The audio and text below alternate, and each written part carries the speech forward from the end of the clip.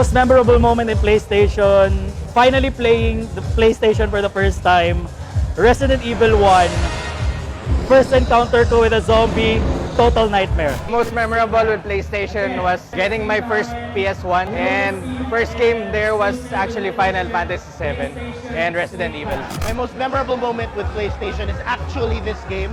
Final Fantasy VII was definitely a milestone of my childhood.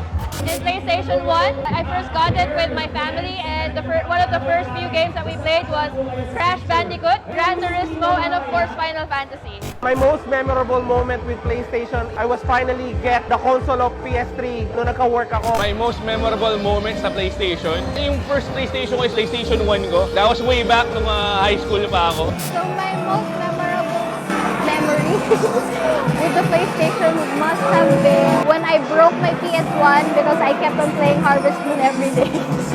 Oh my god! There's so many! Playing Suikoden 2 without a memory card because I didn't know what data to delete because my dad also uses the PlayStation. So I survived the first half without turning off my game and then just giving it up, turning it off after finishing the first half of Suikoden 2. Sekiro never died twice. Yeah, I love the game the most.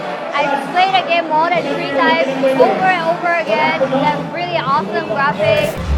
I can't say because every moment playing the PlayStation is memorable for me. Like that is the console that turned me into a gamer. PlayStation 1, PS2, PS3, PS4, I got it. All of my memorable memories are from PlayStation games.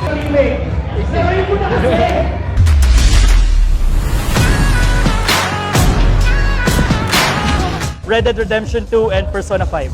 Uncharted, Final Fantasy, Resident Evil, for fighting games more than Tekken and Dragon Ball Fighters. So the games that I usually play on my PS4 are usually JRPGs. RPGs like Final Fantasy, the Persona series. Of course, there are the horror games like Resident Evil 2 Remake. My favorite games from it is actually The Last of Us, so I can't wait for The Last of Us 2. I love The Witcher 3, single-player games that have good stories. That's my favorite. Play Resident Evil and also some PlayStation exclusive like The Last of Us, God of War. Final Fantasy VII. I play a lot of games in my PlayStation 4, but I did mention I'm a huge fan of JRPGs.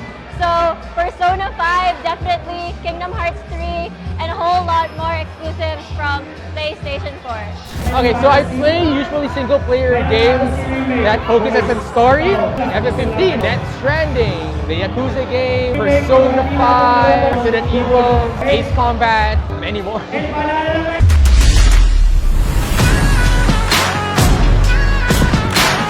I played Final Fantasy VII, first to last, enjoyed it as a kid. Basically, that game molded me as a gamer. I played Final Fantasy VII when I owned the PS1. I remember the graphics was so low compared to the new one right now. So when I had played Final Fantasy VII before, it made me connect with the characters and it was just a fun experience. Even with a deep story, I understand that there's stuff that I missed as a kid. So I'm looking forward to the remake right now. I did play Final Fantasy VII when I was a kid. My sister was the one who played it most of the time, so I can remember just trying to watch her and always begging to be the one to play the game next. I remember really enjoying it and loving it because it was an action game and it was something I've ever seen before. I don't remember much of the story back then, but now that it's coming back, like it's such a rush of nostalgia and I'm so excited to get to play the game. Final Fantasy VII, syempre, for me, it's the greatest RPG of all time. Alright, confession time. When I was a kid, it was my dad that played Final Fantasy VII. I watched him play FF7 and I picked up FF8 after that. So now I'm so excited for the remake because I've gone through Crisis Core, crying with Zack and everyone. You know, I'm so excited for the remake.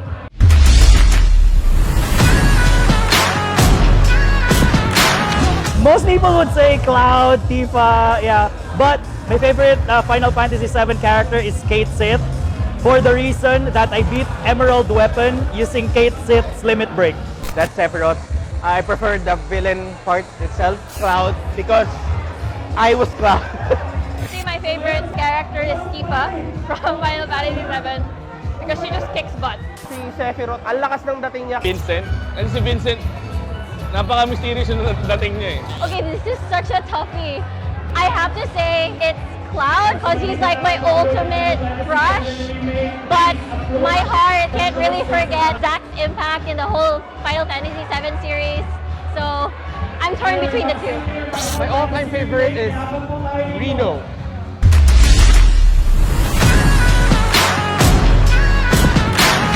I'm excited to see Aerith die in 3D. There is an amazing amount of excitement for me with Final Fantasy VII Remake. Sobrang excited ko sa Final Fantasy VII. Bakit? Kasi nung napanood ko yung Advent Children, then yung of course yung mga demo ng remake ng Final Fantasy VII or FF7, sabi ko at least malalaro ko na siya na ganun yung graphics. Unlike before na parang mga polygon, yung mga design, lalo pag nasa world map ka, you're running around the world map, is ganun yung itsura. Pero right now, it's different. So excited for Final Fantasy VII. Okay, I'm super excited for the FF7 remake because there were a lot of rumors years ago and we finally got the trailer and I cannot believe this year we're seeing it for the very first time and we can actually play it ourselves. What I'm most excited about is the combination of real-time action and as well as turn-based. I love the upgrade on the graphics, it's just incredible. Being someone who was never played FF7, I'm really looking forward for this because it's gonna be a fresh experience for me. And I would like to thank Tier 1 and PlayStation for having this event right here. Thank you, Tier 1 and PlayStation. Thank you, Tier 1 and PlayStation, for this event. I'm so happy to be part of it. Looking forward to Final Fantasy VII Remake. Thank you very much to Tier 1 Entertainment and of course PlayStation for having me at this event. Super fun and I can't wait to play Final Fantasy VII. Thank you, Tier 1 and PlayStation, for having this awesome event. Thank you, Tier 1 Entertainment, and of course kay PlayStation for having this event. Thank you, Tier 1 and PlayStation, for having this event. I'm so happy to be here. Thank you so much Tier 1 and PlayStation for this awesome event. Thank you, Tier 1 and PlayStation, for having this event. I enjoyed it a lot and I hope there will be more events like this in the upcoming future. Thank you so much to Tier 1 and PlayStation for inviting us here and for having us experience the demo. And I've never been so hyped up for this game. See you guys April 10th.